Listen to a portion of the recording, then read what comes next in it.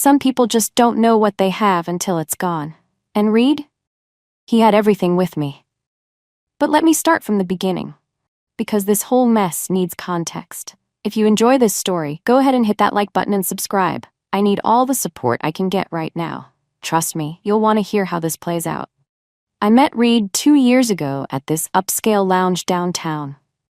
Not some dive bar with sticky floors. I have standards. I was there with my friend Kelly, who was desperately trying to ditch some Tinder disaster. And Reed was celebrating some work thing with his crew. He looked good in that suit, I'll give him that. Sharp jawline, confident posture, the kind of guy who clearly had his life together. When he called me the most interesting woman in the room, I knew he had taste. We clicked immediately. He was witty, successful, and most importantly, he seemed to understand that quality comes at a price. Within a month, we were official. Reed worked in some corporate position that paid well enough to afford a decent apartment and take me to nice restaurants. I was between opportunities at the time, focusing on building my freelance design portfolio. I showed him my sketches, my vision boards, my whole creative process. He seemed impressed, which was refreshing after dating guys who didn't appreciate artistic ambition. When my lease ended 6 months later, moving in together felt natural. He covered the rent increase without even blinking. That's when I knew he was serious about us. The thing is, creative work isn't like his 9-to-5 grind. You can't just force inspiration on a schedule. Some days I'd spend hours researching trends, studying color theory, networking with other artists online. Reed didn't always understand that this was work too. He'd come home from his office job and find me in my pajamas, sketching or watching design tutorials, and I could see that little flicker of judgment in his eyes. But he never said anything directly. He was too polite for that, too accommodating. I started noticing how he'd light up when I'd show interest in his day, ask about his projects, laugh at his work stories. He was one of those guys who thrived on feeling needed, appreciated. So I made sure to give him that validation, especially when he was covering our expenses. It wasn't manipulation, it was just understanding what made him happy. And when Reed was happy, he was generous. Dinner reservations, weekend trips, that expensive tablet I needed for digital work, he wanted to provide, and I let him. The apartment became our sanctuary. I decorated it with my artistic eye, plants, vintage finds, mood lighting that made everything look Instagram-worthy. Reed would bring his work friends over sometimes, and I could see how impressed they were with our space, with me. I was the cool, creative girlfriend who made his life more interesting. At parties, I'd catch him watching me from across the room with this proud smile, like he couldn't believe he'd landed someone like me. It was sweet, really. He saw me as this free spirit he got to come home to every day. But here's what Reed never understood. Creativity can't be rushed. Some weeks I'd be on fire, designing logos and building my client base. Other weeks, I needed to recharge, to absorb inspiration, to let my mind wander. That's how artistic minds work. We're not machines that clock in and out. When I tried to explain this to him, he'd nod and say he understood, but I could tell he was calculating rent and grocery bills in his head. He was too practical to really get it. The routine we fell into worked for both of us, or so I thought. Reed handled the mundane stuff, bills, schedules, maintenance requests, while I focused on the bigger picture of our life together. I made our place beautiful, planned our social calendar, brought creativity and spontaneity to his otherwise structured world. We balanced each other out perfectly. He was the stability I needed to pursue my dreams, and I was the inspiration he needed to break out of his corporate bubble. Looking back, those first months were probably the happiest either of us had ever been. Reed seemed more relaxed, more confident. His friends would joke about how I'd loosened him up, and he'd beam with pride. I felt supported, understood, free to be my authentic self without judgment. We were building something real together, something that went beyond just splitting bills and sharing a bed. At least, that's what I thought we were doing. Things started shifting around the 7-month mark, but not in ways Reed seemed to notice. I was getting restless, feeling like my creative energy was being stifled by our domestic routine. Don't get me wrong, I loved what we had built together.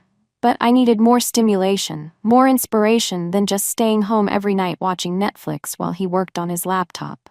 That's when I started connecting with other creatives in the city. Kelly introduced me to this amazing group of artists, musicians, and entrepreneurs who actually understood the creative process. They weren't stuck in the corporate mindset like Reed. When I'd talk about my design concepts or my vision for building a brand, they got it immediately. They didn't ask about timelines or profit margins. They talked about artistic integrity and authentic expression. Jackson was part of this circle, a photographer who did editorial work for local magazines. He had this incredible eye for composition and understood the struggle of being an artist in a world that only values immediate results. When he offered to do some professional headshots for my portfolio, I was thrilled. Reed seemed less enthusiastic when I mentioned it, asking weird questions about where the shoot would be and how long it would take. I brushed off his concerns. He was just being overprotective. The creative community became my refuge. These were people who stayed up until 3 a.m. discussing art theory, who understood that inspiration doesn't follow a schedule, who valued passion over paychecks. Reed would come home from work to find me energized from spending the day with them, full of new ideas and possibilities. Instead of being happy that I was inspired, he seemed almost threatened. Like he was worried I was outgrowing our quiet little life together. I started spending more time out of the apartment, attending gallery openings, creative workshops, networking events. Reed would ask where I was going, when I'd be back, who I'd be with. Questions that felt more like interrogation than genuine interest. When I'd try to share what I'd learned or who I'd met, his responses felt flat, disinterested. He'd make these subtle comments about how I was always busy, or how we never just stayed home anymore. The worst part was how he started treating my creative work like a hobby instead of a career. When potential clients would call during dinner, he'd give me these looks like I was being rude for taking business calls. When I'd work late on projects, he'd make passive-aggressive comments about how the apartment was messy or how we hadn't spent quality time together. He wanted me to be available for his schedule, his needs, his definition of what our relationship should look like. I tried to include him in my creative world, inviting him to gallery openings and art shows, but he'd stand there looking uncomfortable, making small talk about the weather instead of engaging with the actual art. My friends started noticing how out of place he seemed, how he'd check his phone constantly or suggest leaving early. It was embarrassing, truly. Here I was, trying to bridge our two worlds, and he couldn't even pretend to be interested in mine. The tension came to a head during one of our dinner conversations. I was excited about a potential collaboration with Jackson. He wanted to feature my designs in a photography series he was pitching to a local magazine. It could have been huge for my portfolio, my first real break into commercial work. Instead of celebrating with me, Reed started asking all these practical questions about payment, contracts, timelines. When I told him it was more about exposure and building relationships, he got that look, the one that said he thought I was being naive. "Bryn," he said in that careful tone he used when he thought I wasn't being realistic, "you've been working on building your portfolio for over a year now. When do you think you'll start actually making money from it?" The question hit like a slap. Here I was, sharing something I was passionate about, and he reduced it to dollars and cents. I tried to explain that creative careers don't follow traditional timelines, that building a reputation takes time, that some opportunities are about more than immediate profit. But I could see in his eyes that he wasn't really listening. He was calculating, judging, measuring my dreams against his spreadsheets and budgets. In that moment, I realized that Reed didn't see me as an artist or a creative professional. He saw me as his unemployed girlfriend playing with art supplies while he paid the bills. The realization stung more than I wanted to admit. The conversation about my career timeline opened something ugly between us that we couldn't close. Reed started making these little comments about my daily routine, my spending, my priorities. Nothing direct, he was too passive for that. But the message was clear. He thought I was taking advantage of him, living off his generosity while pursuing what he saw as expensive hobbies. What really got to me was his complete inability to understand the value of what I brought to our relationship. I wasn't just sitting around doing nothing, I was creating a beautiful life for us. Our apartment looked like something out of a magazine because of my aesthetic vision. Our social calendar was interesting because of my connections. His friends constantly complimented him on how cool and artistic I was, how lucky he was to have someone who brought creativity into his structured world. But Reed couldn't see past the dollar signs. When I'd buy supplies for a project, he'd ask how much they cost. When I'd spend an afternoon at a coffee shop working on designs, he'd comment on the expense. When I'd suggest we go to that new restaurant everyone was talking about, he'd pull up the menu prices on his phone. It was suffocating, living with someone who reduced everything to a cost-benefit analysis. The worst part was how he started treating me like a child who needed guidance. He'd suggest I look into more stable career options, maybe something part-time, while I figured out the design thing. He'd forward me job postings for administrative positions or retail work, like I was some desperate college graduate instead of a creative professional building a brand. The condescension was infuriating. I started pulling away, spending more time with my creative friends who actually valued what I was trying to build. Jackson and I had been working on that magazine collaboration, and the chemistry between us was undeniable. He understood my vision, supported my ambitions, saw me as an equal partner in the creative process. When we'd work late on the project, talking about art and life and dreams, I felt more alive than I had in months. Reed noticed the distance, of course. He'd ask why I was always working so late, why I seemed distracted when we were together, why I wasn't as affectionate as I used to be. His questions felt like accusations, like he was keeping score of my attention and finding me lacking. The irony was incredible. He wanted me to be grateful for his financial support while simultaneously making me feel guilty for not being the perfect, available girlfriend he thought he'd paid for. The breaking point came during what should have been a simple conversation about our future. Reed had been dropping hints about next steps in our relationship, talking about long-term goals and shared plans. When he finally brought up the idea of me getting a real job so we could start saving for a house together, I lost it. "A real job?" I repeated, staring at him across our beautifully decorated living room, the space I had transformed with my creativity and vision. "What exactly do you think I've been doing for the past year?" He had the nerve to look confused, like he genuinely didn't understand why I was upset. "I just think it might be time to consider something more stable.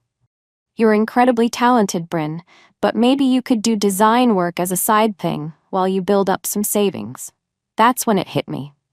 Reed had never taken my career seriously. Not once. He saw my artistic pursuits as an extended hobby phase that I'd eventually outgrow, like a teenager playing dress-up. He was waiting for me to mature into someone who valued security over passion, who would trade my dreams for his version of stability. I looked at this man who claimed to love me, who said he wanted to build a future together, and realized he didn't actually want me at all. He wanted some sanitized version of me. The pretty, creative girlfriend who made his life interesting but never challenged his conventional worldview. He wanted the benefits of my artistic energy without respecting the work that created it. "You should be grateful I even let you touch me," I said, the words coming out sharper than I intended. "Most guys would kill for the scraps I give you." The silence that followed was deafening. Reed just stared at me like I'd slapped him, and maybe I had. But someone needed to remind him what he was actually getting in this relationship.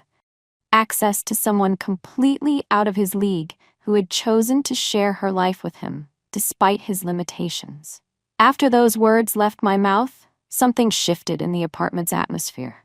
Reed didn't respond, not with anger, not with hurt, not with anything.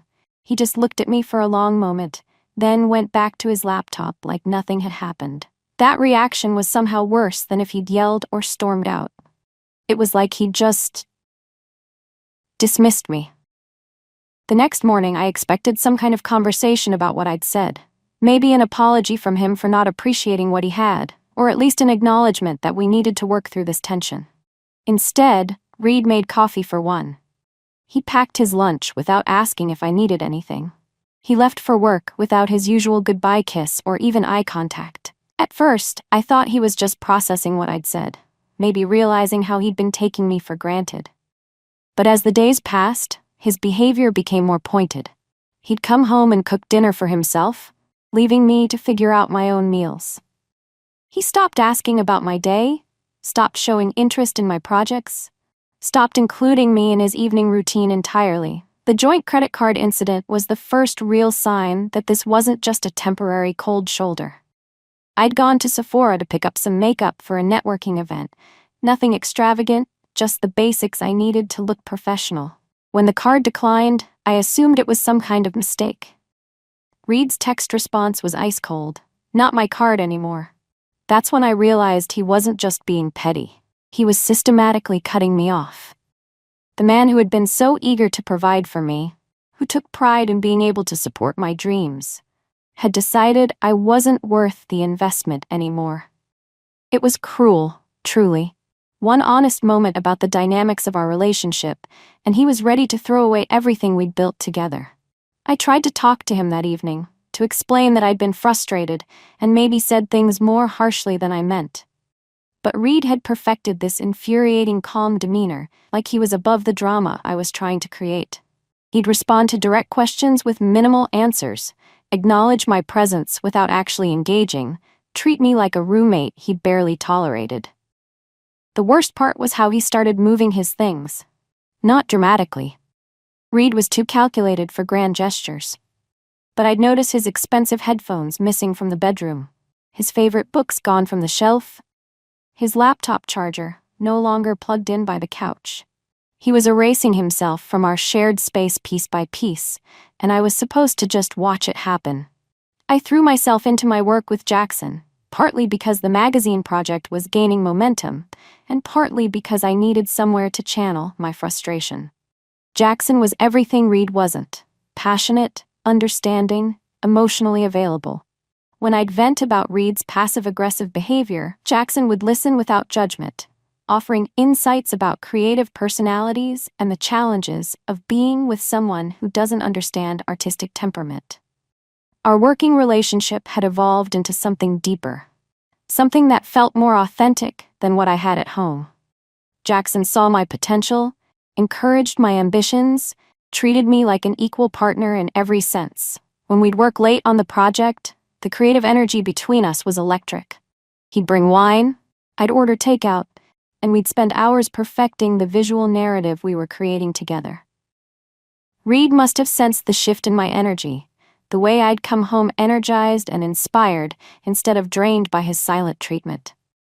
But instead of fighting for our relationship, instead of trying to win me back, he doubled down on his withdrawal. He'd be asleep when I got home from working with Jackson, gone before I woke up in the morning, present but absent during the few hours we overlapped in the apartment. The final week before he left, Reed moved through our space like a ghost. He'd packed most of his belongings while I was out, leaving only the essentials he needed for his daily routine. The apartment started feeling hollow, stripped of the masculine energy that had balanced my feminine touches. But I refused to beg him to stay, refused to apologize for speaking the truth about our dynamic. I woke up that Friday morning to find Reed's keys on the counter and a note. Just one sentence: "You don't owe me anything." I just realized I owe myself more. The simplicity of it was almost insulting.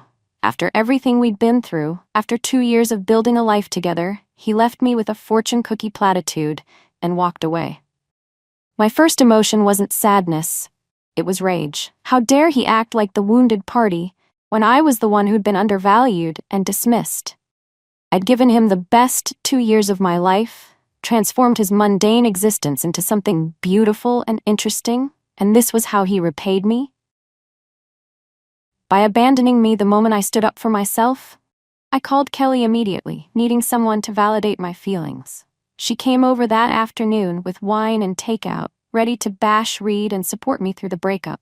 But as I told her the story, emphasizing how ungrateful and passive-aggressive he'd been, I noticed her responses becoming more measured. When I got to the part about what I'd said to him, she actually winced. "Bryn," she said carefully, That was pretty harsh. I mean, I get that you were frustrated, but telling someone they should be grateful you let them touch you?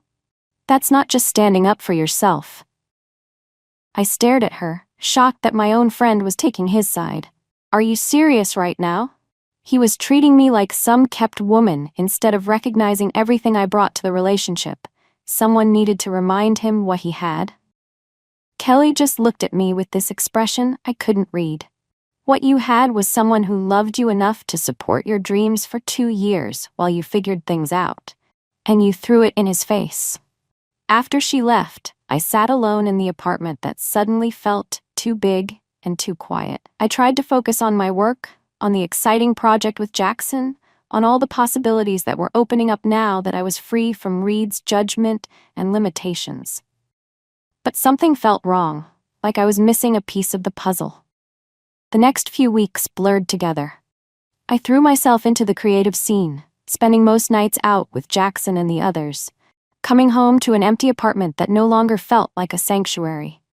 The magazine project was moving forward, but the initial excitement had worn off, replaced by the grinding reality of trying to make it as a freelancer without any financial backup. When the first bills came due, I realized how much Reed had been covering. Not just rent and groceries, but the little things I'd taken for granted. Streaming services, internet, phone plan, the premium art software subscriptions I needed for work. I'd never kept track of our expenses because he'd handled all of that, and now I was drowning in costs I hadn't even known existed. I applied for emergency assistance, tried to pick up freelance gigs wherever I could find them, even considered some of those administrative positions Reed used to send me. But without a steady income history or substantial savings, I was basically starting from nothing. The creative community that had felt so supportive suddenly seemed less interested in helping with practical matters like rent money. Jackson and I had been getting closer, our professional collaboration evolving into something more personal. When he suggested I crash at his place while I figured out my housing situation, it felt like the natural next step.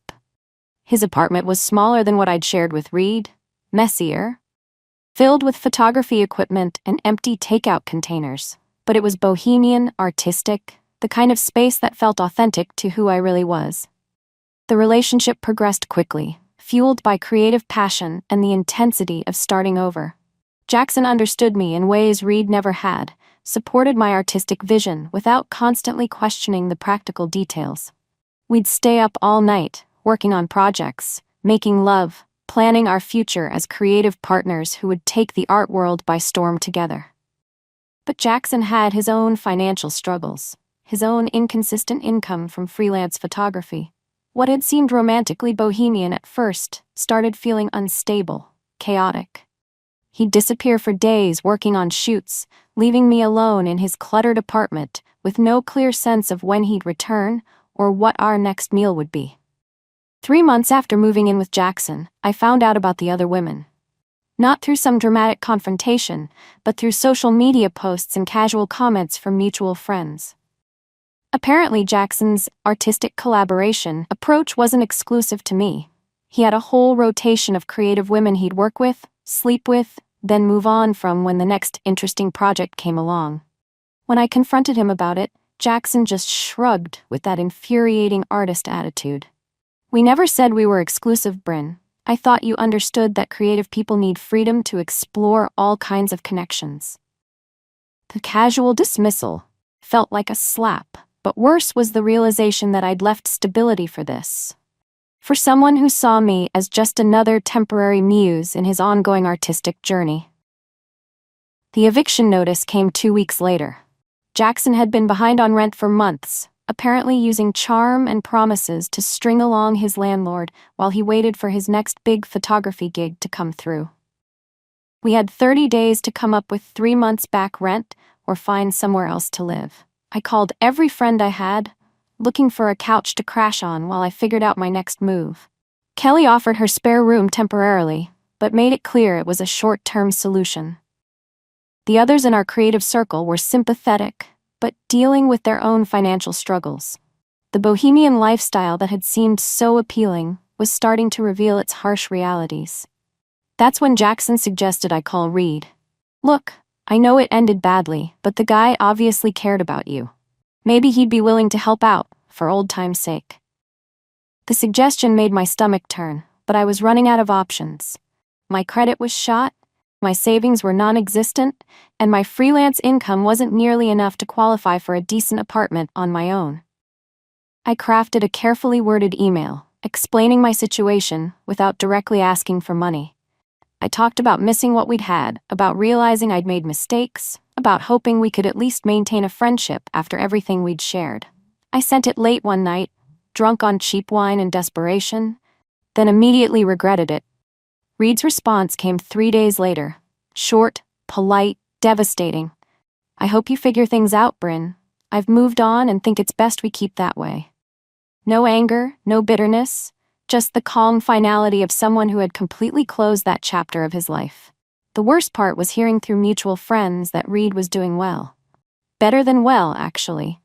He'd gotten a significant raise at work, moved to a nicer apartment, seemed happier and more confident than anyone remembered him being in years. When Kelly mentioned seeing him at a coffee shop, looking relaxed and content, I felt something twist in my chest that I didn't want to name. Meanwhile, I was back to living with my mother in the suburbs, sleeping in my childhood bedroom surrounded by participation trophies and faded boy band posters. Mom tried to be supportive, but I could see the disappointment in her eyes every time she'd ask about my career, or when I might be getting my own place again. The creative community I'd been so passionate about scattered like leaves. Without the financial cushion Reed had provided, I couldn't afford to maintain the lifestyle that had made me feel part of their world. Gallery openings and networking events cost money I didn't have, and my artistic output suffered under the stress of trying to survive. Jackson moved on to his next muse within a month, posting photos of his new collaborative partner on Instagram, a young painter who looked at him with the same starry-eyed admiration I once had. The magazine project we'd worked on together was published with minimal credit given to my contributions, and Jackson never shared any of the modest payment it generated. 18 months after Reed walked away, I was working part-time at a chain store in the mall, living with my mother, and watching my artistic dreams crumble under the weight of basic survival. The irony wasn't lost on me. I'd had everything I needed to build the life I wanted, and I'd thrown it away because I thought I deserved better than what I had. Kelly visited me one afternoon, bringing coffee and attempting to lift my spirits. As we sat in my childhood bedroom, surrounded by the remnants of my former life, she mentioned running into Reed again. He looked really good, Bryn, happy, settled. He was with someone new, seemed really sweet, down to earth. They were grocery shopping together, just normal couple stuff, but you could tell they were solid. I nodded and made appropriate responses, but inside I was calculating what I'd lost. Not just the financial security, but the partnership, the daily companionship, the simple pleasure of building a life with someone who actually cared about my well-being. Reed had been offering me everything I'd claimed to want: support for my dreams, belief in my potential, a stable foundation to build from. But I'd been so focused on what I thought I deserved, so convinced that his practical nature was holding me back, that I'd never appreciated what I actually had. I'd traded a man who loved me for someone who saw me as disposable, stability for chaos, a future for a fantasy. The truth is, I did this to myself. I had a good man who supported my dreams, and I threw it away because I thought I was too good for him. I let my ego and my need for validation convince me that his steady love was somehow beneath me. And now I'm living with the consequences of that choice every single day. Some people say everything happens for a reason, that you end up where you're supposed to be. But sitting here in my childhood bedroom, working retail to pay my mother rent, watching my artistic dreams fade into memory, I know better. Sometimes you just make terrible choices and have to live with them. And sometimes the person you thought was holding you back was actually the only thing keeping you from falling this far. Reed was right to walk away. I just wish I'd figured that out before I gave him no other choice.